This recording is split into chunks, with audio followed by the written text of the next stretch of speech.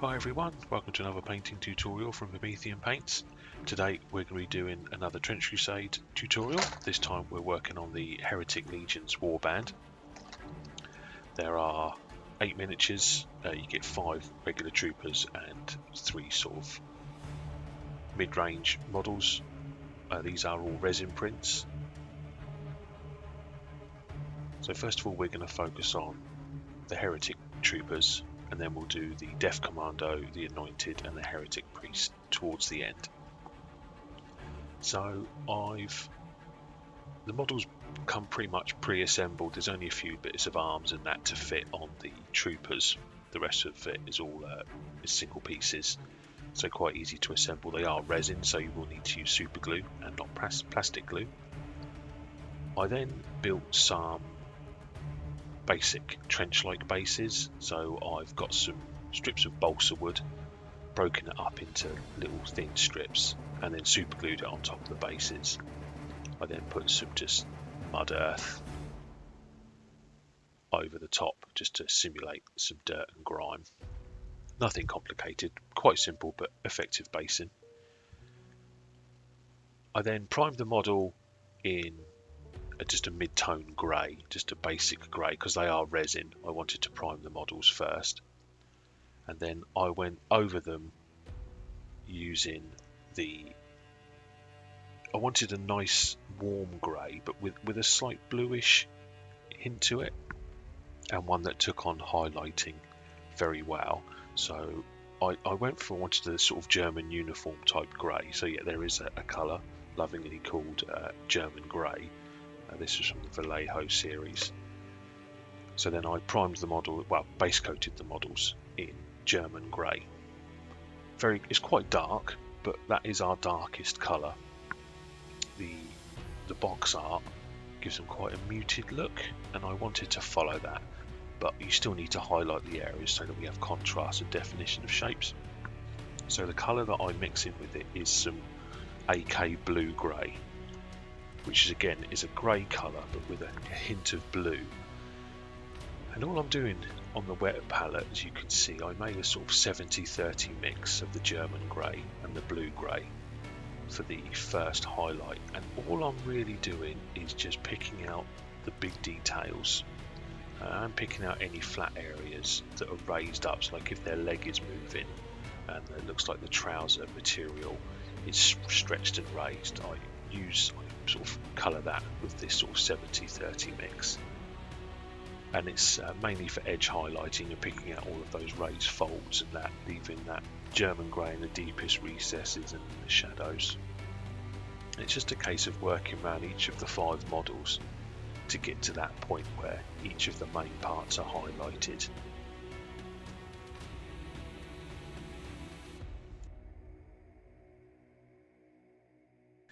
But also remember that when the paint goes on the model, it is a lot brighter than when it dries, just because of the water content. When the water starts to go, it loses that shine. It's the shine that gives it the brightness. You can also, once you've done all of this, use some matte varnish to tone it down a little bit. But that's the good thing about the wet palette, that you can create your blending on the palette in front of you. Those colours can be maintained for a few hours on the wet palette and adjusted accordingly to fit how you want your highlight to look. Also, when you're mixing these two colours, add a little bit of a little bit of water, just to thin it down a little bit so that the paint flows freely.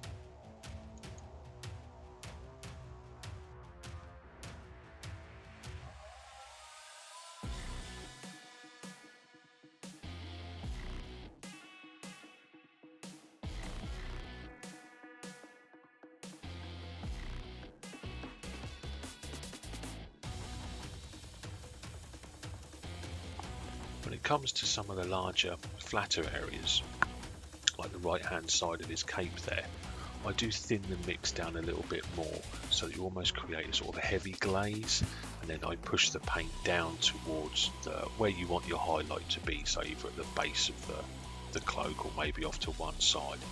But it just helps get a nice transition. On this part I wasn't particularly fussed, I wanted that whole bit brighter.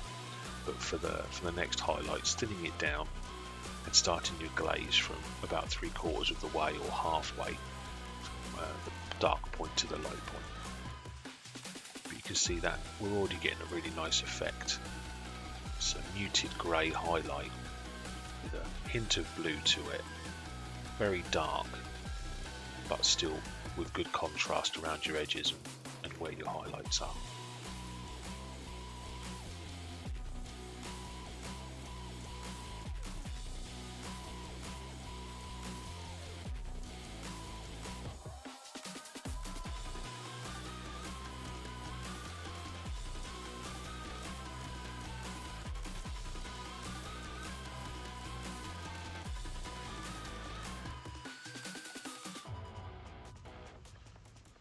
I then just simply add a bit more blue-grey into the mix. We're probably now at a 50-50, maybe a 60-40 in favour of the blue-grey. It doesn't have to be exact, just another type of mid-tone now. And this is a much finer edge highlight, just picking out the very tops of your raised areas, your edge highlighting. This is almost as bright as we're going to go with our highlight. You could go a little bit brighter, but I wanted to maintain a really muted look for these troopers and have a lot of bright points in other places around the models.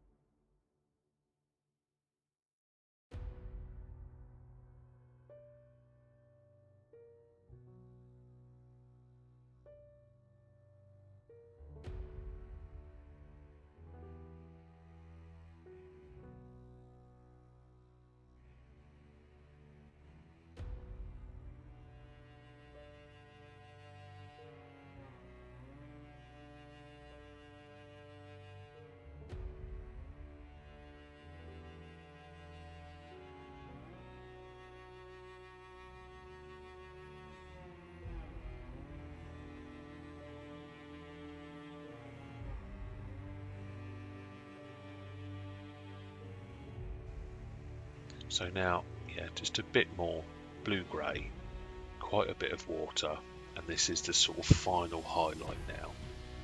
Not too much of this, so I wanted, as I said, to maintain that grimy, dirty look. we're already going to have good contrast between the colour of the basing that we're going to be doing against the model. So we're going to have like a dirty rusty brown base and a warm dark grey, and then we're going to have our silvers and leathers.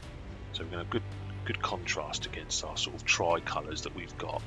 Our sort of tricolours are warm browns, muted greys and silvers.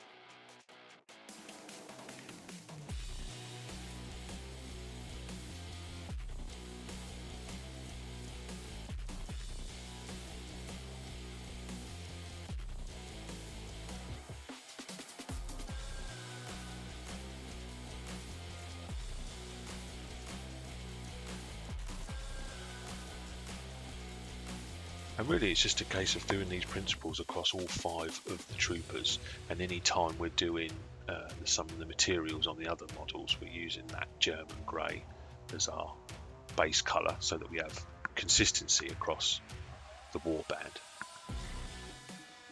For the metals, I wanted again a very muted silver, and I didn't want to have to worry about doing lots of washes over the top. So what I did was I put some gunmetal and Tenebris Grey from AK on the wet palette and just mixed them together. It's probably a 70-30 mix in favour of the silver to Tenebris Grey. Tenebris Grey is a very, very dark colour, very, very powerful. So you have to be careful when you're adding it into mixes because it will overpower anything very, very quickly. So yeah, much more silver than Tenebris Grey, just to create a nice muted silvery grey colour. There is still quite some shine to it, which is what we wanted, but again I wanted this to be rather muted. You could use some dark greys, dark silvers that are available straight out of the pot.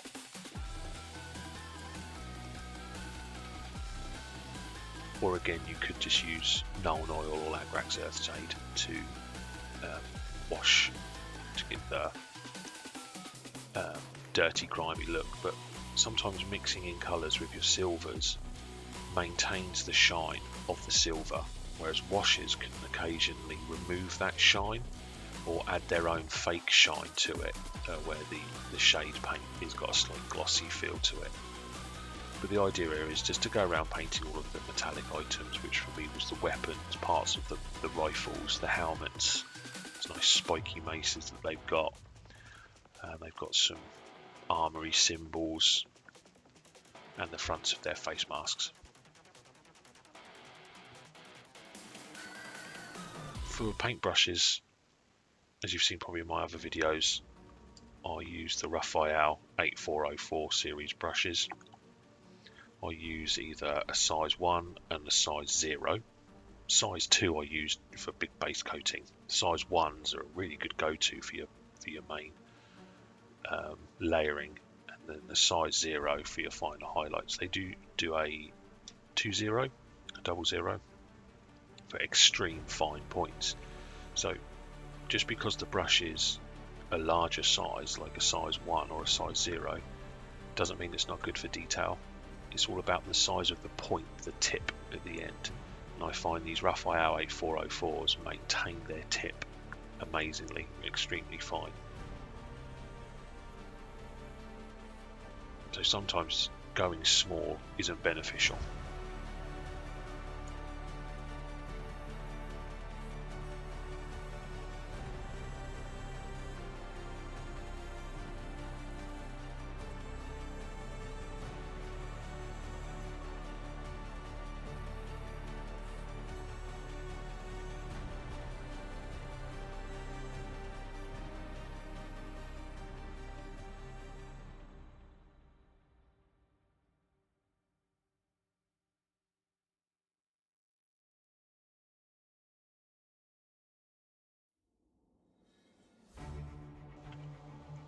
Once that's done, I then just put some tenebrous grey on the wet palette and make a wash. So it's one little drop of tenebrous grey to many drops of water, just to create a wash type shade.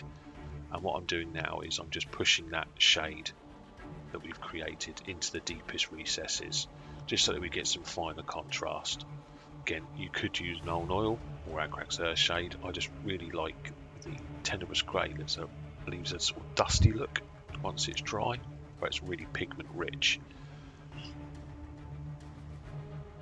You could use other colours, Corvus Black from the AK, from the Warhammer range. Obviously, it's not fully black; it's sort of a purplish, dark grey. The Ionic Cold Black. That's what tenebrous grey really is. It's a cold black. This is on the purple side. There are blacks, cold blacks, that are aiming on the green side or the blue side. It's just personal preference. The Warhammer Corvus Black is more of an extreme dark grey and very good for thinning down to making washes. Abaddon Black is okay to make a wash, but I find it's a little bit shiny, and it splits quite easily. Tenebrous Grey, any cold blacks from the AK range or the Ionic range just maintain their pigmentation a bit better. But yeah, it's just a semi-controlled wash across all of these silver areas.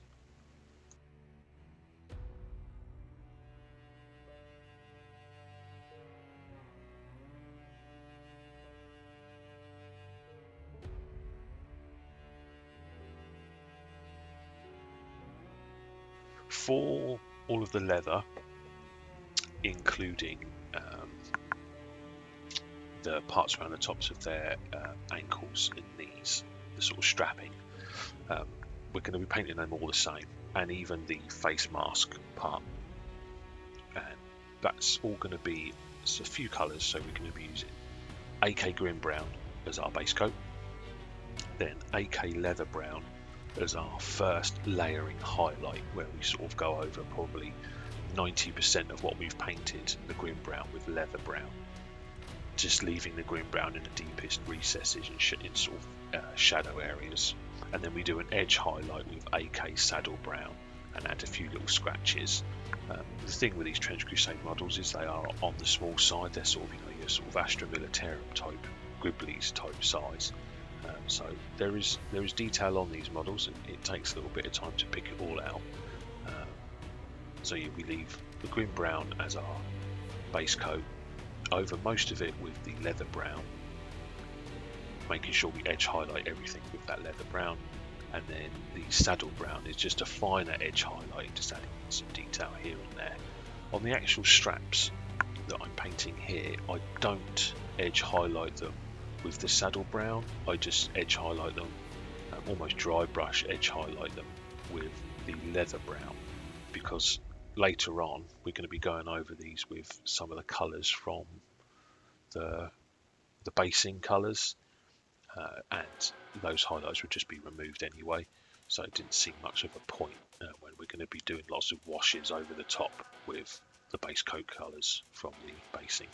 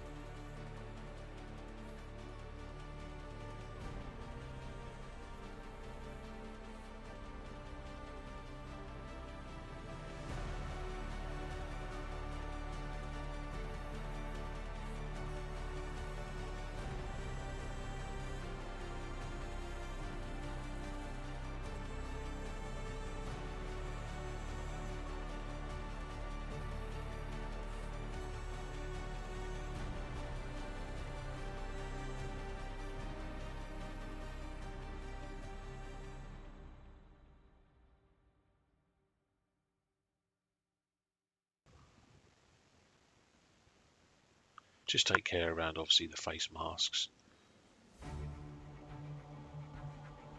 So for the gold, which there isn't much of, I'm just using AK rusty gold, but any dark gold here will do fine. The only gold really on the troopers is one of the guys here, like sort of the sergeant, I'm imagining, has a little bit of iconography on the bottom, on the left side of his chest. So yeah, I just picked that out with just some rusty gold from AK, but Balthasar gold, any dark gold colour is all you need.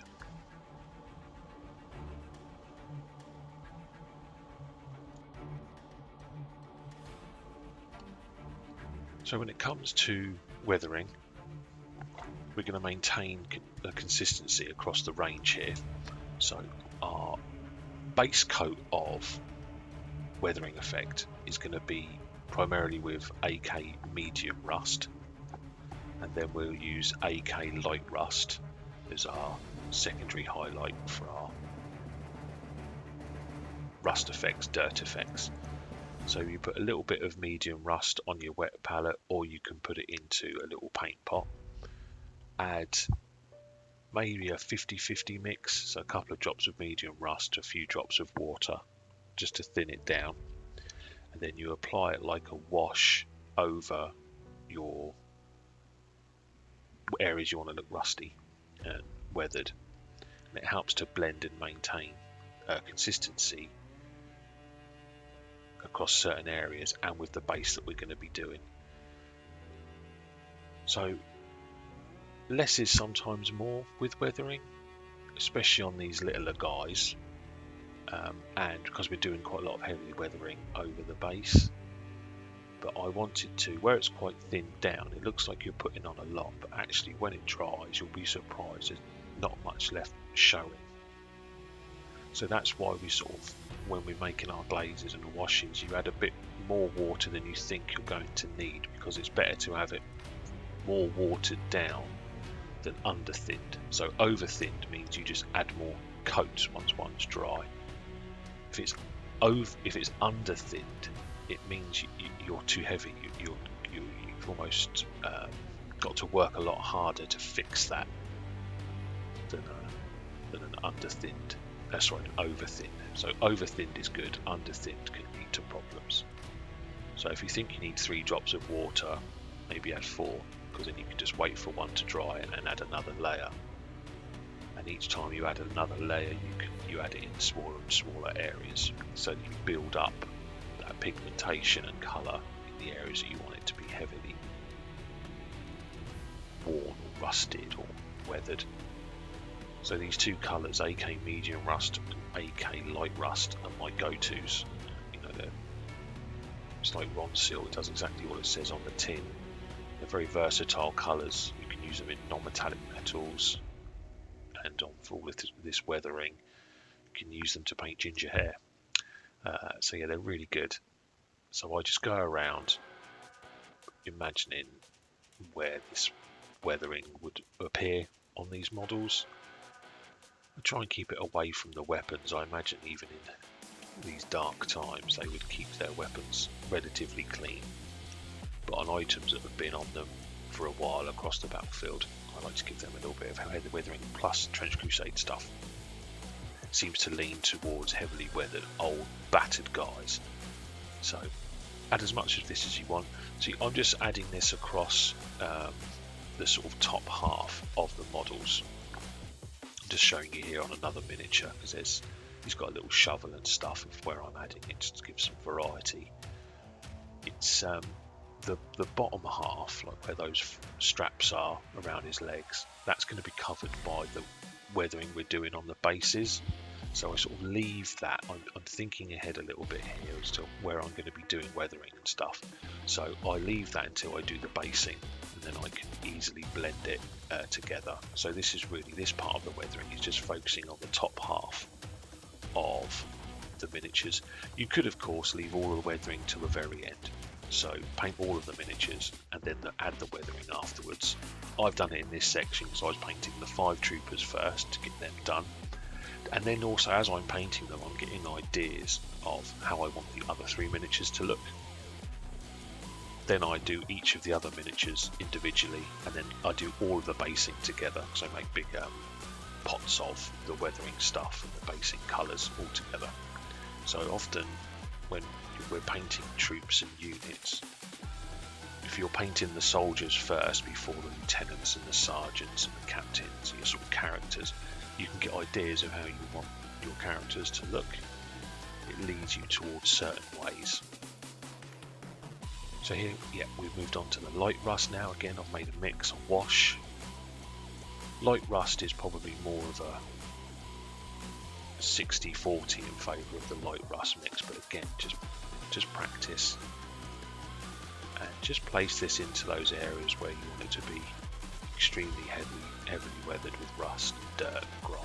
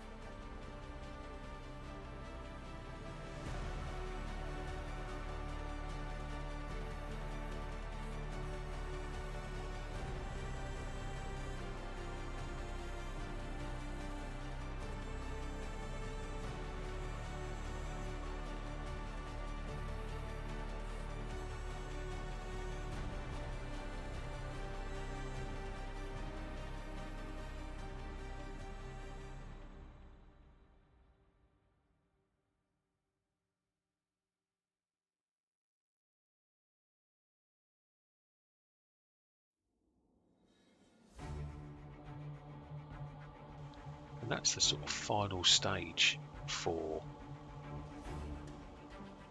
our little troopers. Cool looking models once they've got a bit of weathering on them. Adds a little bit of character. So the next guy we're going to be doing is the Anointed with the heavy flamer. And for him, I base coated him. I went over with some AK Tenebrous Grey all over the model, because I find when I then do the dry brushing with the AK gunmetal, Tenebrous Grey gives a nice finish underneath, a sort of dusty, dirty look. Again, any cold black that you can use for that is fine. If you haven't got, that's fine. You can still use that dark grey and go over the top. But this is just a sort of heavy dry brush of the gunmetal. Don't worry about going in over any other areas. We can rebase coat them a bit later. But this is just going to add as our basis of when we add our rust effects. I'm going to heavily rust this guy. I want to make him look. The box art has his armour sort of a reddish, what looks like rust, but I wanted to give him an extremely weathered look.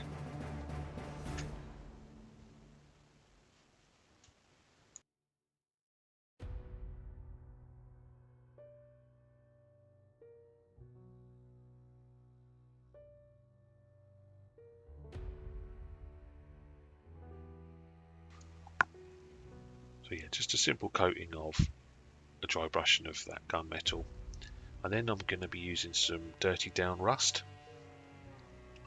which is an acrylic rust effect.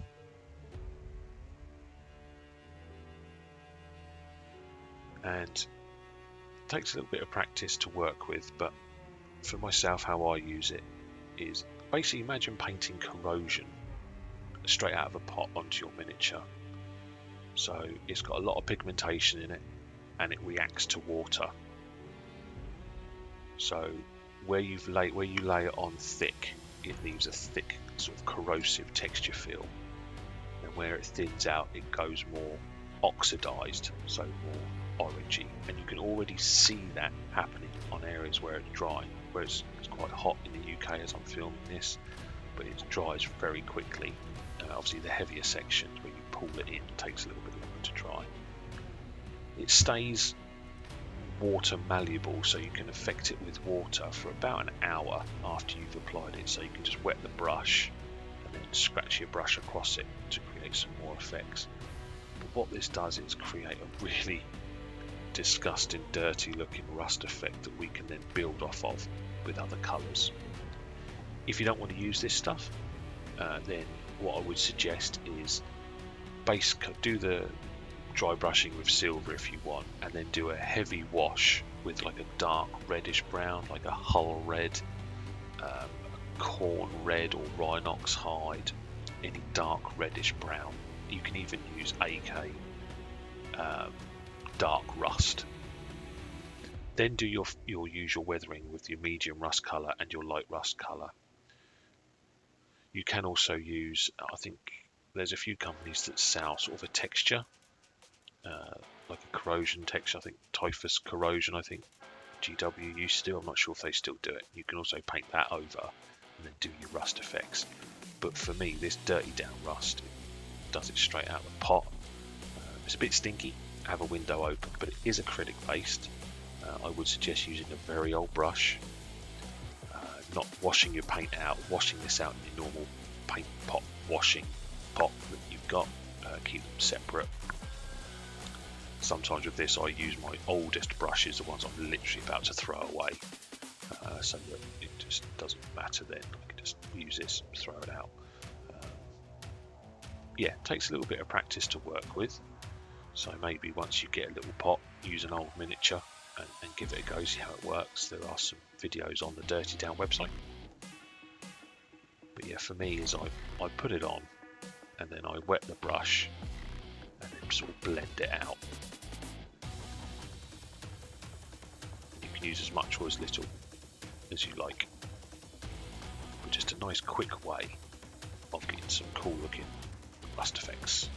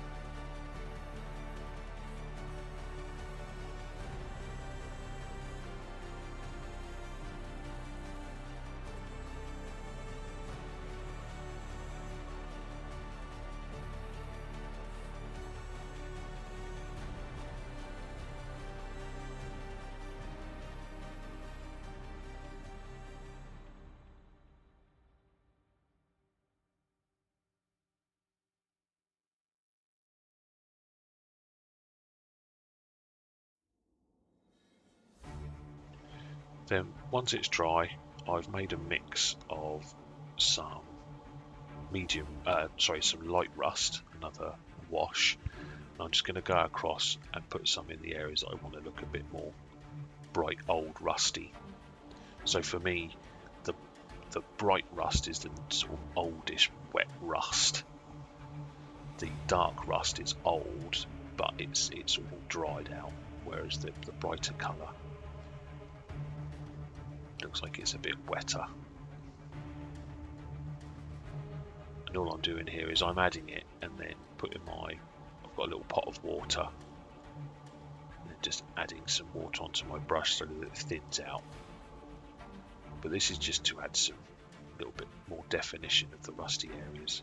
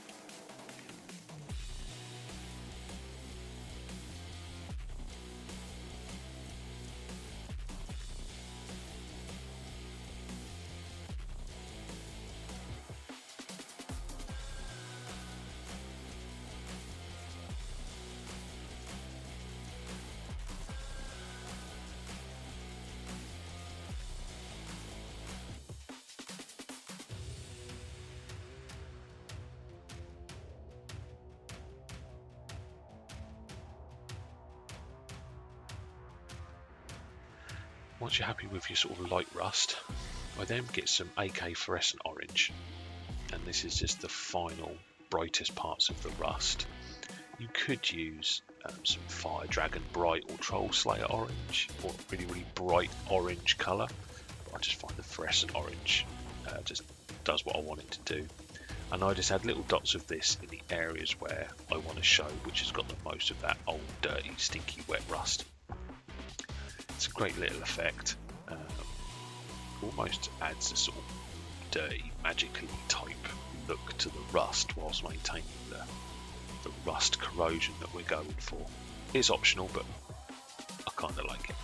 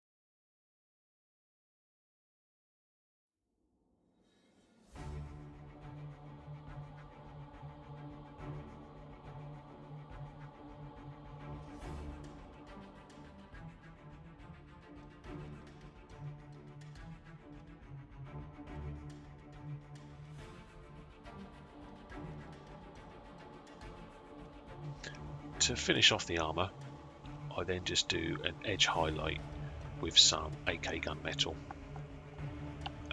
adding little scratches and marks here and there across the armour and the gun, the flamer, just to show that the corrosion has worn through to bare armour.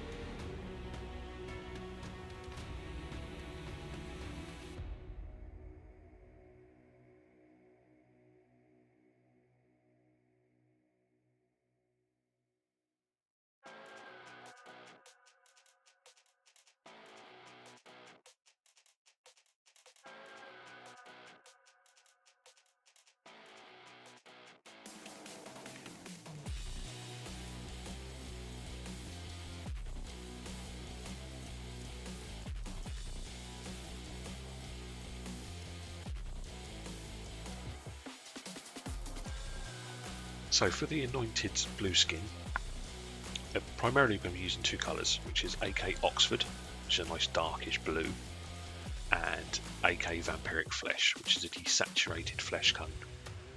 So to make good flesh tones, all you really need is, you can make them of any colour, you just add in a desaturated or mid-saturated flesh colour to it, and then that creates you your flesh tone colours. So I base coat all of the flesh with the Oxford, and then all we'll be doing is making a few mixes, a bit like we did with the German Grey earlier. So with this we'll be using mixes of the Oxford and the Vampiric Flesh to create our highlights, and also to create our pinkish skin. We'll be creating some brighter highlights that we'll be going over it with some contrast paint. But primarily here, base coat it all with the Oxford blue, just taking care of obviously the areas. I'm using the size 0 brush here.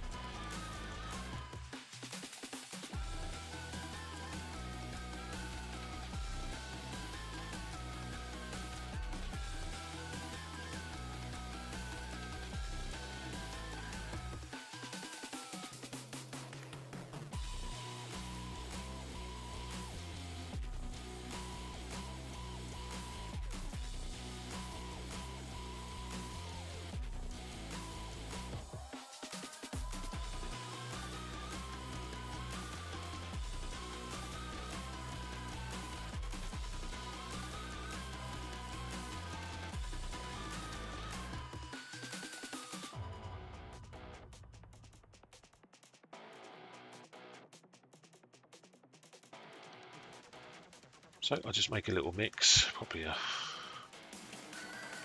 60-40 mix, just in favour of the blue as our first mid-tone. A little bit of water to help thin it down, which helps with the blending. Not too much, we don't want to glaze, but just a tiny little drop of water in there. And all I'm doing here is picking out the raised areas. There are raised areas on here where the skin has gone a reddish colour on the box art. So those I'm picking out. On this arm, it's mostly near the elbow. On the other arm, it's when you start painting these, you can see where it's modelled, where you get this deep. There's like a pattern on the arm. It's a bit different a bit later on, where I want the inside of that pattern to be the brightest point. So I actually use some of the pure vampiric flesh to pick those out. So that's a little bit of like a reverse highlight. We're actually highlighting the recess so that we can build up from that with our contrast paint. All I'm doing here is with our first highlight, picking out the knuckles, picking out all the raised areas and the muscles, as we normally would with our skin tones. There's no different here to if we were using normal skin tones. We're just using different colours, so the same principles applied.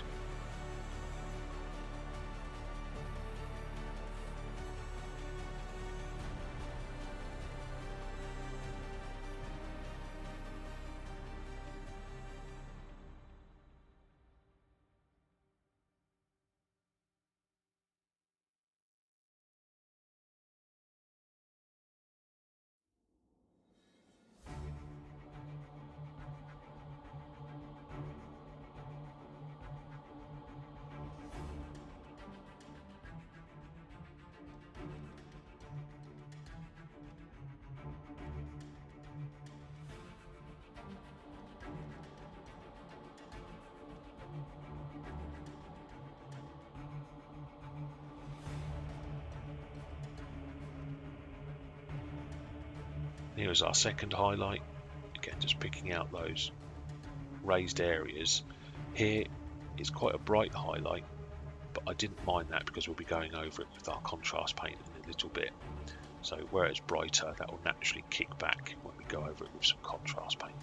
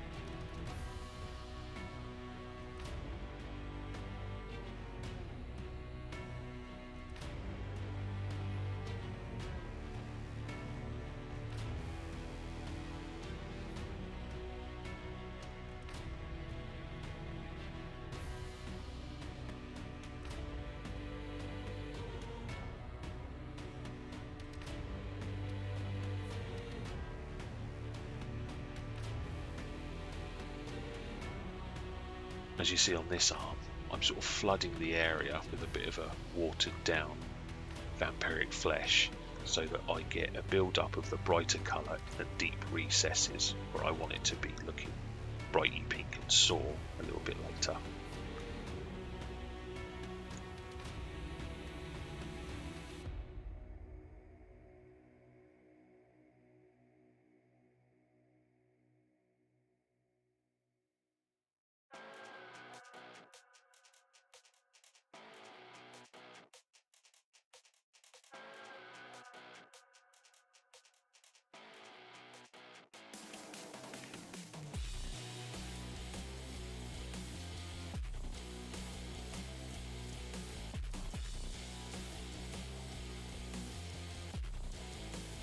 So I use some contrast, some Volupus Pink, put some onto the wet palette, water it down, probably a 50-50 mix, because Volupus Pink is a very, very potent colour.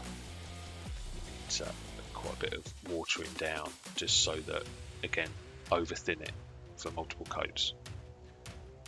Especially when you're using contrast paints as a glaze, which is what we're doing here. You want it to be over thinned so that you can apply multiple coats. If it's under thinned, it will just flood the model and cover up more than you want. Very subtle here, but it is building up colour. And I'm just pushing the paint into those recesses. With glazing, where you leave your brush is where the most paint is going to be left on the model. So if you're pushing that paint into those recesses, that's where the most colour will be left. And here is personal preference of how many layers you want. I think I did 3 layers of the glaze to get the sort of pinkish soreness that I was going for. So just keep waiting for each layer to dry, which takes moments because it's so watered down and obviously quite warm at the moment. I also could just go in between the knuckles. I use this initial glaze as a sort of skin wash, just so we get some uniform across all of the flesh, and then build up that pinkness in those areas I want to look particularly sore. Just notice there on his head, his little plume has been painted. That was very simply done with using the Oxford blue and then doing sections in Oxford blue and then doing sections. So I painted the whole thing in Oxford blue and then just did a section in that's the vampiric flesh and then went over it all in Nuln Oil. That was it, and you get a nice mottled blue creamy type look. So there we can see I've done a couple of coats of the Volupus Pink, and we've got a nice muted but effective sort of reddish sore look to the flesh.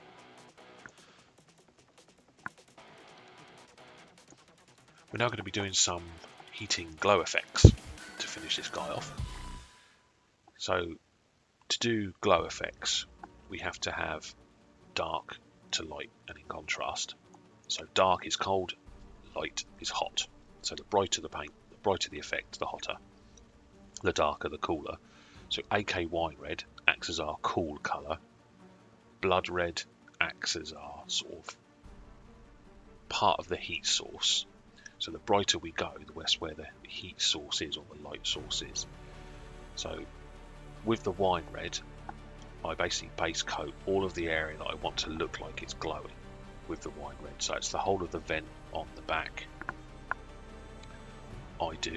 There's a little vent on the front of his armour, around just below his neck, one on his mouthpiece, and there's some little slots in the flamer.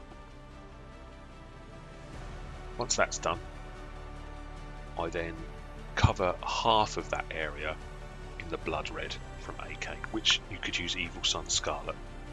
It's any bright red, really. You have to be careful not all of them work the same. But AK Blood Red, AK Deep Red, Evil Sun Scarlet, really good colours for this.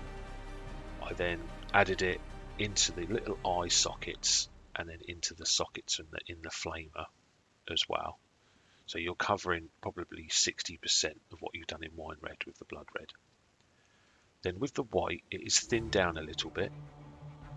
I just paint it and pull the paint just towards the little tips of the slots in the flamer.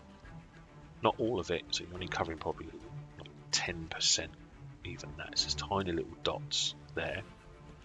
A couple of dots in the eyes, the bottom part of the vents. This is really, we're using white as the base for our fluorescents to go over.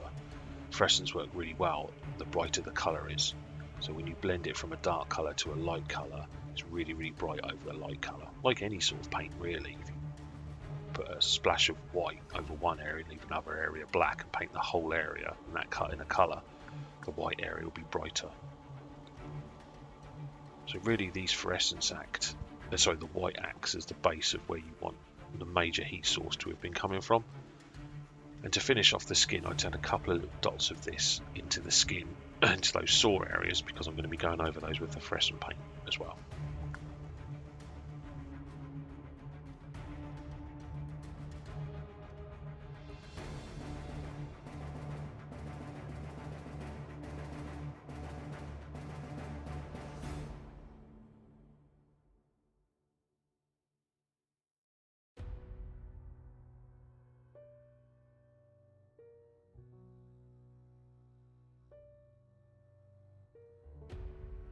So with the fluorescents, I'm using two colours. I'm using AK fluorescent red, Green Stuff World fluorescent red, and AK and GSW fluorescent rose, which is sort of magenta fluorescent. And I just mix the two together, a 50-50 mix of the two. It just makes a very intense red. And all I do here is just glaze in that fluorescent paint. I don't thin it down, but mixing them together sort of almost thins them down a little bit on the wet palette. I just glaze that paint over the entirety of the area, pushing the paint down towards where that white was. I'll even add it just a little bit over the skin, just to make the skin a little bit more vibrant.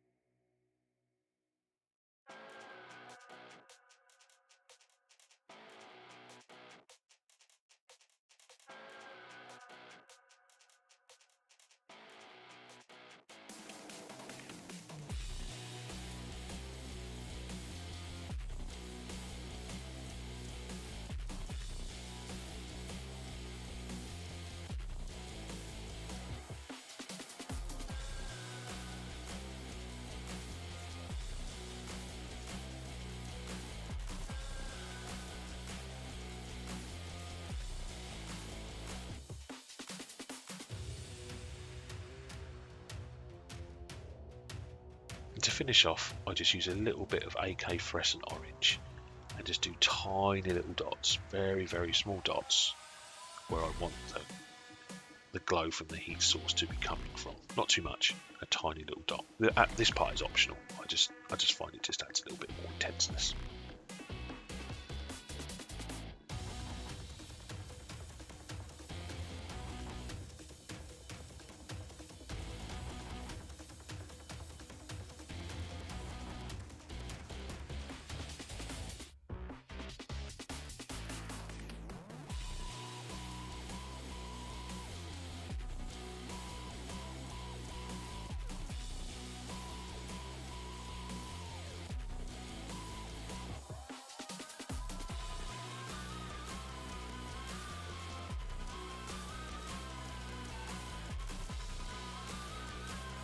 And that's the Anointed with Flavor done. we'll be adding the weathering effects to his base towards the end. So for the Death Commando, again, base coated him in tenebrous grey, and for that brassy, coppery looking armour that he's got, I'm dry brushing initially with brass scorpion all over all the armour. That's pretty much the whole miniature. I just base coat, I dry brush and then just go back over and re-prime the other areas in the tenebrous grey again. So I dry brush the whole model with the brass scorpion, a rough dry brush, but making sure we do pick out the detail. I then do a lighter dry brush with the Sycorax bronze, just to pick out the brightest areas, like on the top of his helmet, the claws, anything that would really be catching the sunlight or a light source, just doing that Sycorax bronze.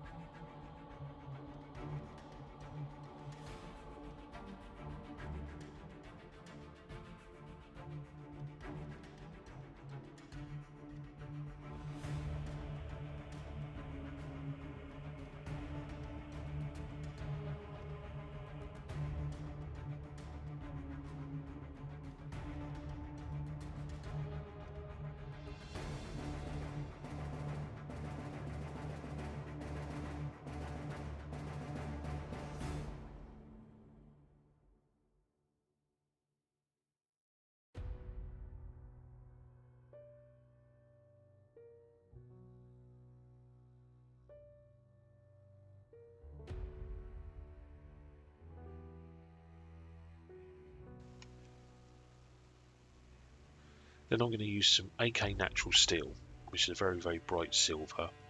I'm going to do some very, very subtle highlights now on the armour, just picking out the areas where I want it to look almost desaturated through the sunlight or wear and tear. So where you've put those highlights with your Sycorax bronze, you'll see even the reflection of the light from your lamp will be desaturating some of those areas. So just add to that with a little bit of this bright silver. Again, less is more here. We don't want too much. We're going for a dark, gloomy look. So just a few bits of this across the armour, a few of the edges. Just makes it look worn, desaturated, that it's really catching the sunlight. And with that armour done, I then just went over the parts of the model that I'm going to be doing in different colours with the tenebrous grey again. So that's his skin, which is his gloves. So you've got the sort of skin on the inside of his gloves, like his palms, a bit on his arms, the little sort of vessels on his backpack, his skin, and the chainmail. The chainmail I just dry brushed with gunmetal, very simply, after doing the tenebrous grey. His skin on his arm and hands was again just the Oxford grey and vampiric flesh mix.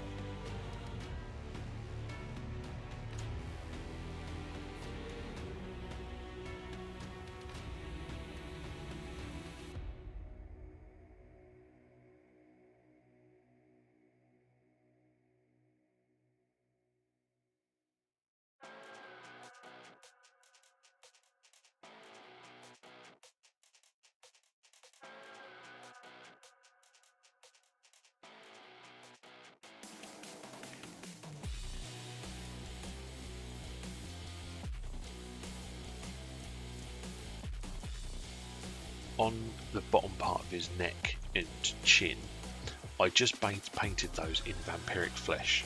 I didn't do an Oxford grey mix, it was just vampiric flesh. I then used some of the Vulpus pink wash to make it look pink and sore, as I'm doing here. A handful of coats, maybe 2 washes, 3 washes, not very many at all, just to get some definition. I then used some Warhammer Druchii Violet and just applied that at the very base of his neck where it's meeting the sort of armour, just to darken it down so it's a pink at the top, purple at the bottom. Not too much, just a little bit. And so what I'm imagining there is his sort of bluish demonic flesh, almost when stretched out fully around his neck, has almost gone to a normal skin tone, but I wanted to maintain that pinkiness just so that it blended in.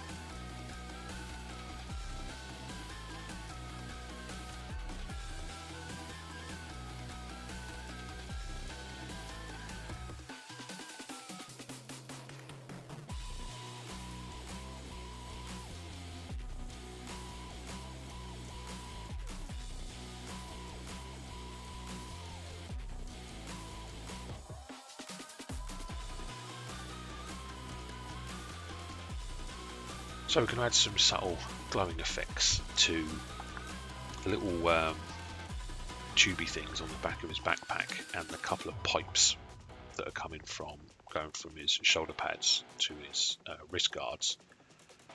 So first off, I base coat all of those areas with AK Dragon Blood, which is a nice intense purple, almost a reddish purple. It's just a great colour.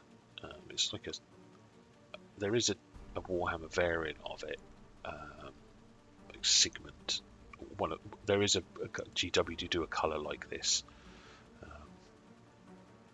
but yeah, AK Dragon Blood, fun little colour. Goes on. It's quite a wet paint, but the coverage is fantastic. Only very rarely do you have to use 2 coats for this. 1 coat usually covers straight away. What the idea here is, I wanted to have the glowing, the heat source, to be coming from the base of these little tubes that are sticking out. So the top is dark, the bottom is bright. So to achieve that, we're base coating it with this Dragon Blood colour. Then I've got AK Magenta. With the AK Magenta, I thin it down to a sort of heavy glaze. So maybe a 50-50 mix of paint to water, maybe 60-40, and I glaze that paint from the top of those tubey bits on his backpack down to the base of it, so the most magenta is left at the base where it joins the backpack. And on the pipes, I glaze it towards his shoulder. So I work from the center of the pipe to the edges. So from the center to the shoulder, from the center to the wrist. So again, you get a build up of paint towards each of the end. Then I add as many layers of that as I wanted to get a nice intense magenta at the base and a nice glazing effect from the top to the bottom. I think it was about 3 layers of the wash that I added.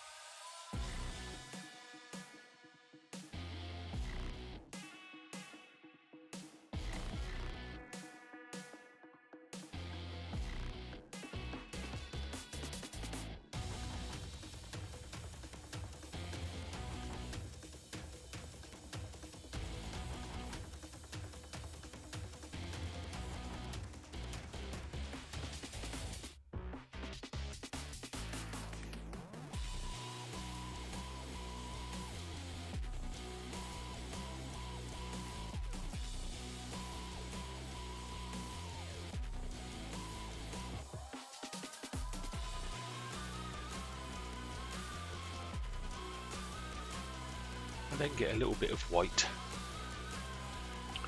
and I add some white around where I want it to be glowing.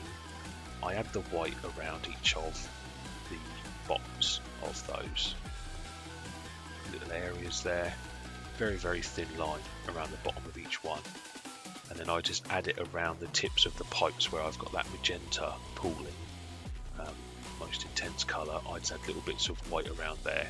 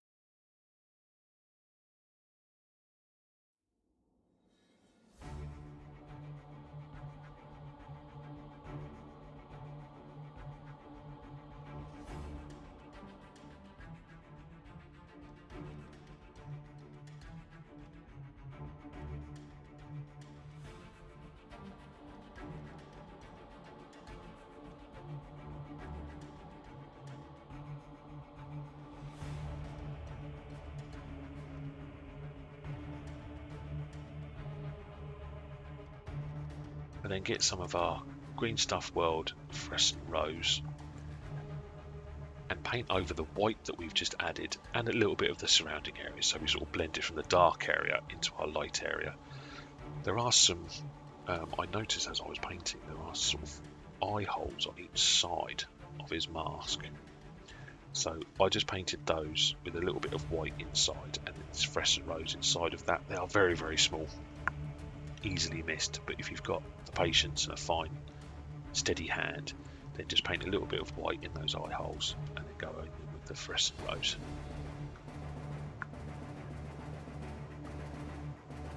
And there we've got a nice, quite simple to do, subtle glowing effect coming from those bits on his backpack and the pipes. Just adds a bit more character to the model.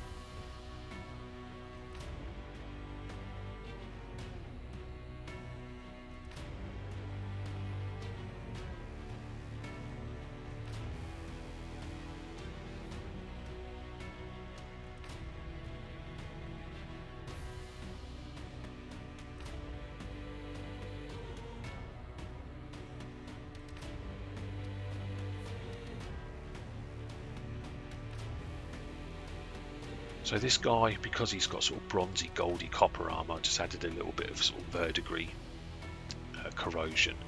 And there's many different ways of doing verdigris. Most companies now supply their own, just straight out of a pot. So I've got the game colour verdigris. You dirty down, do a version of it. Each company's got their own. And just thin your verdigris down, and just apply this like we did with our rust effects over areas where you want it to look heavily corroded.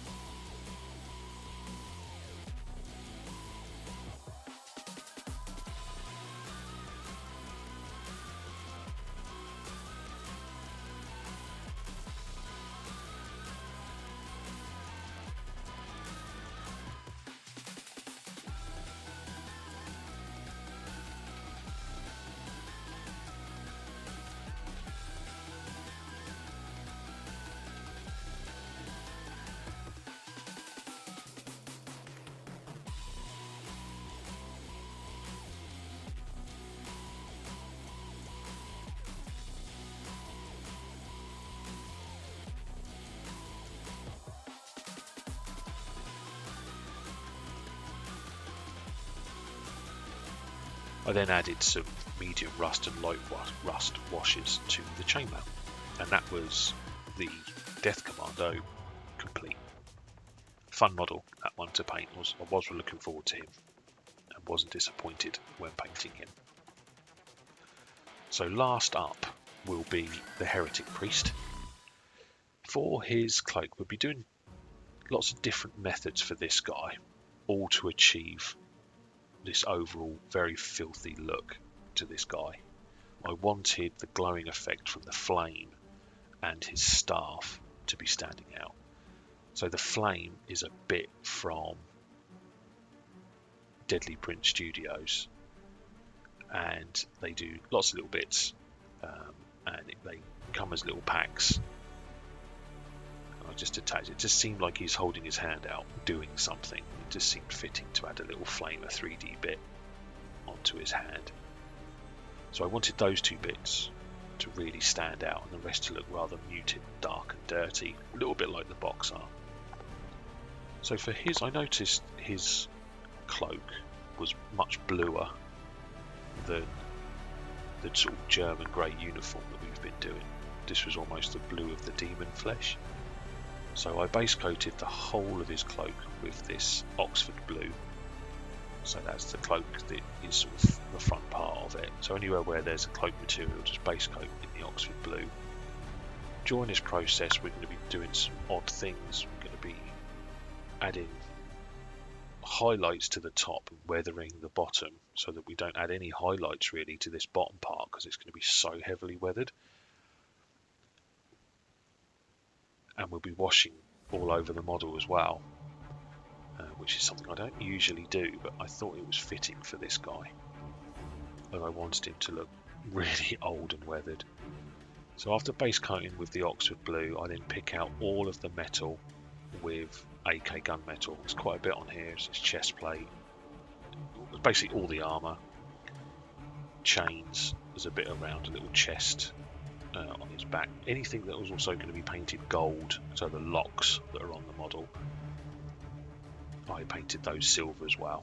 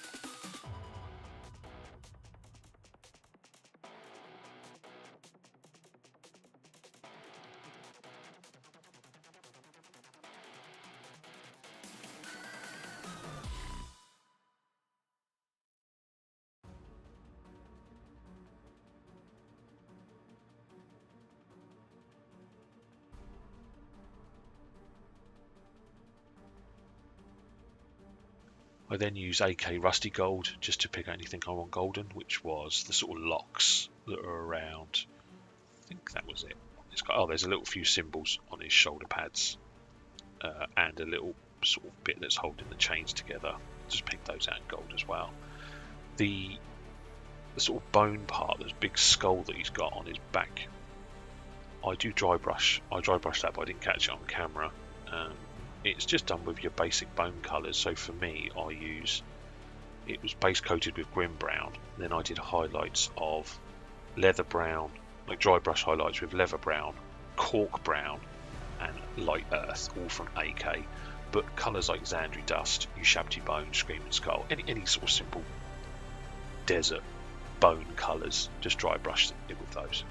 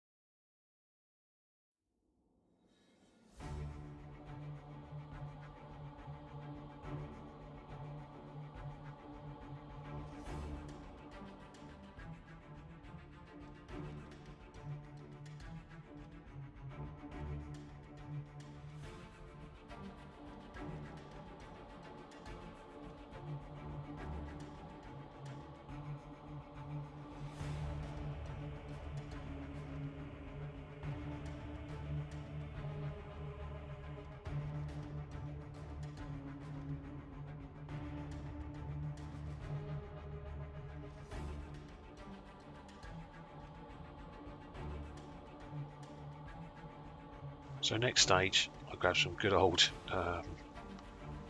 Citadel Nuln Oil and just slap it on really. I mean, it is a bit carefully done, but generally the effect here is just all over the model. Just apply the Nuln Oil, make sure it goes into all those recesses, but the idea here is just to darken everything down to blend it all together.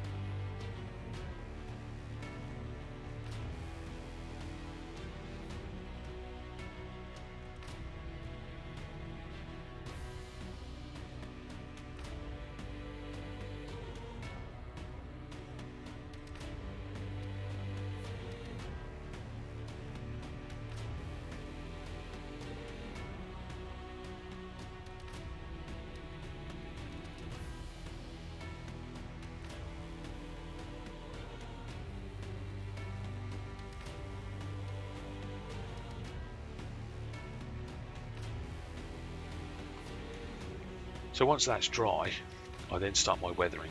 So I've got my manky old mixing pot here, and I've got some Doomball Brown. Now, this Doomball Brown from Warhammer is the colour that I'll be painting the base with. So I wanted to ensure that the base colour is going to be up onto his clothes. So I've made a wash of this. The mix is probably a 60-40 mix in favour of water, certainly more water than paint, because again we want to add multiple layers of this, and I wanted it quite thin because I'm going from sort of halfway up his body all the way down, so I wanted it to look subtle weathering at the sort of starting point and heavily weathered towards the bottom of his clothes and armour. So you can see here I'm applying this, I'm just pushing that paint, drawing the brush downwards, so where I want the most paint accumulated is where I leave the brush, so just moving it downwards just so that most of that paint is there, making sure that I'm covering sort of bottom half of the model with this initial coat. And then I just add more and more layers of this weathering, this colour, starting the brush further and further down the model. So right here is sort of all of that bottom half, and then I go about 2/3 of the way down, and then 1/3 of the way down, so that you get an accumulation, a sort of blending of that weathering effect across the base of this model.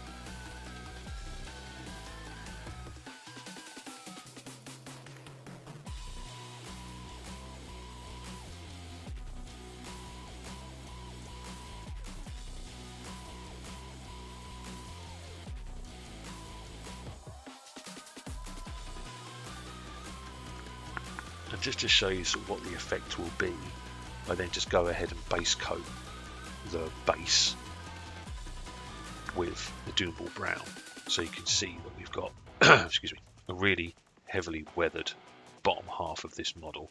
Now it is rather shiny.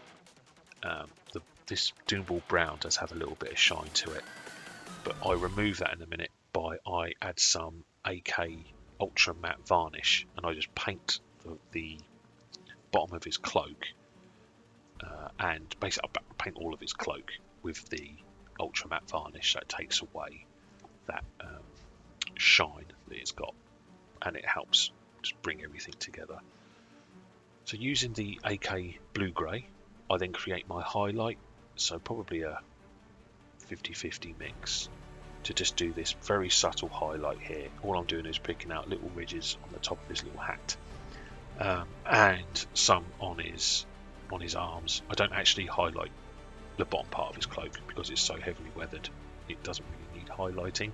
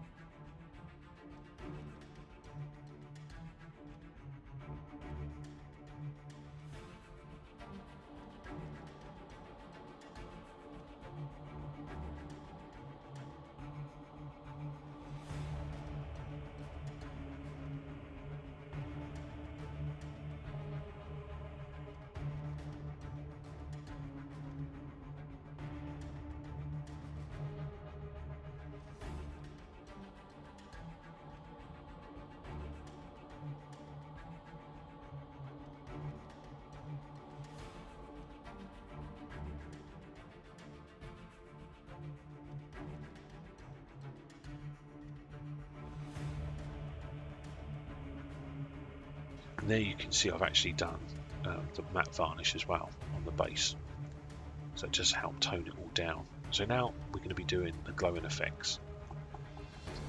So we're going to be doing the same principles that we did on the Death Commando with that pinkish glow on this guy.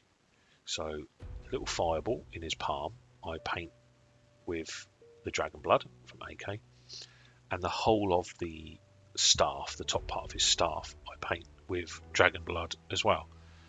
I also paint a little bit of this dragon blood where I just want it to be looking like there's a reflection on his wrist guard, so I just paint a little bit of that dragon blood there as well, and just a little bit on the top of his left arm where there could be a little bit of glow coming. I don't go over the top with the glowing effects on these guys.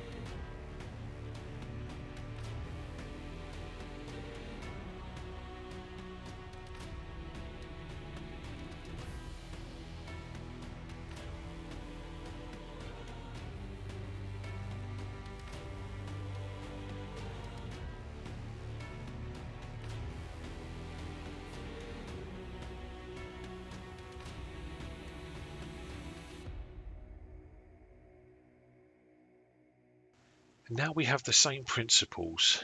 So with the AK magenta, I've thinned it down to a sort of heavy glaze, and on this flame I'm pushing the paint down from about halfway. So I want the actual ball of fire that's there, that's the bright point. So the magenta I only want going up about halfway to the flame. So I thin down and just glaze that paint onto where the flame ball is. Just I paint the flame ball actually in the magenta and then start glazing down towards it. Same principle on his staff, but the idea I want here is the sort of glazing goes across. It's ridged. The sort of arrowy star effect that's there is all ridged. So I ensure for this first pass I'm covering all of the raised area with the magenta and the arrows on the front and the back, because we can knock it back a bit later with some tenebrous grey. But the primary goal on this phase was to just make sure that the raised areas on his staff were highlighted with the magenta.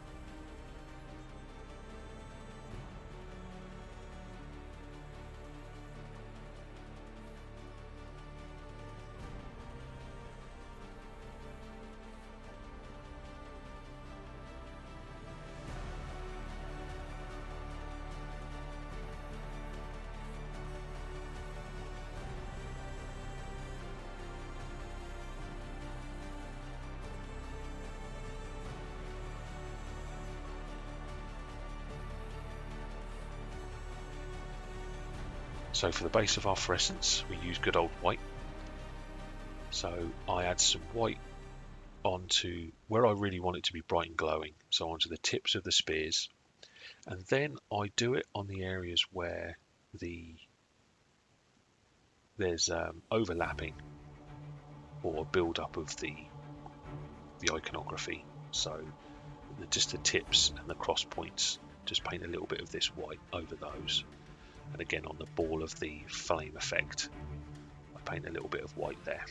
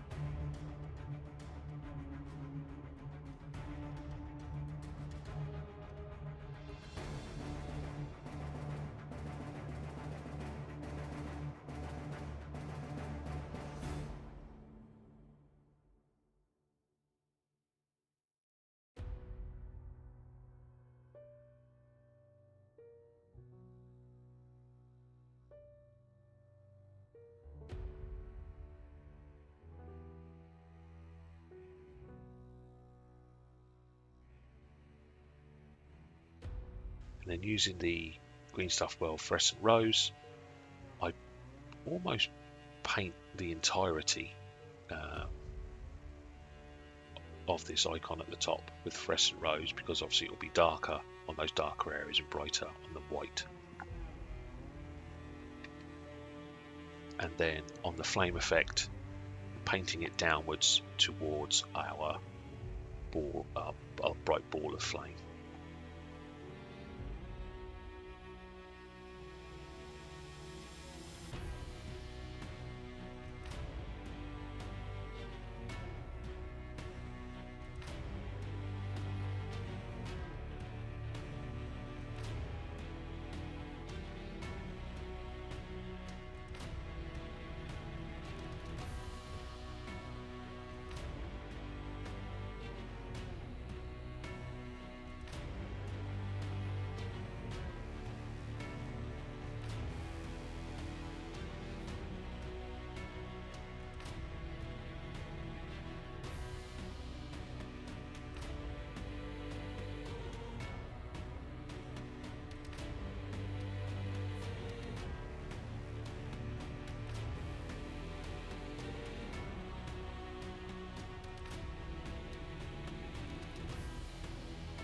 So we've got a nice glowing effect already. Just want to intensify it a little bit more. So to do that, so sometimes to gain intensity, you dull an area down that's surrounding it. So I grab some Tenebrous Grey. I've got two little bits of it. I've got pure Tenebrous Grey and then a wash of Tenebrous Grey.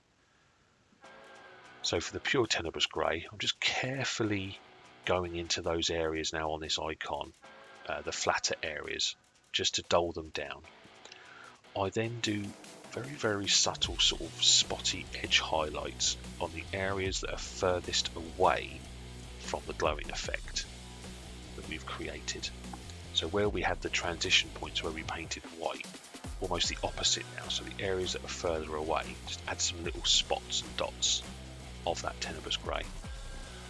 With the wash of it, the glaze that we create, I just add a little bit of that to the top of the flame effect, so that you get really, really intense magenta at the bottom and the darkness at the top.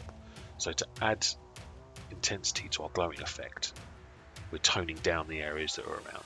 So we're cooling areas to make our warmer areas more intense. And then I just add little dots of white on the areas that I want to be most bright, and just then add a little dot of fluorescent orange, just to really make it impact.